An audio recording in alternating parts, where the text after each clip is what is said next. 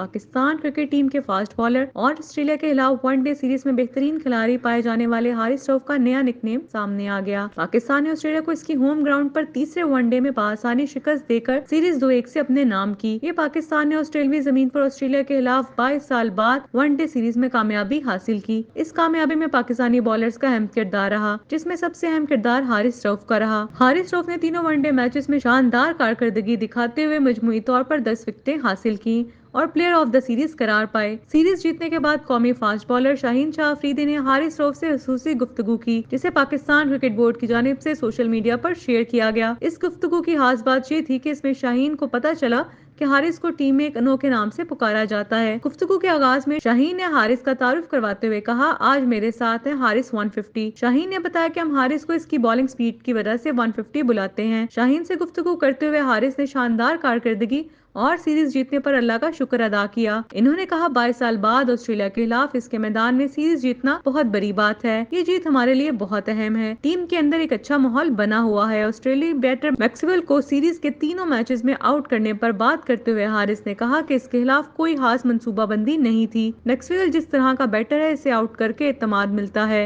शाहीन ने हारिस से पूछा, सीरीज में आपकी फेवरेट विकेट कौन सी थी, जिस पर जवाब देते हुए हारिस ने बताया, मैक्सवेल और मार्नस लिबोशन की विकेट फेवरेट थी।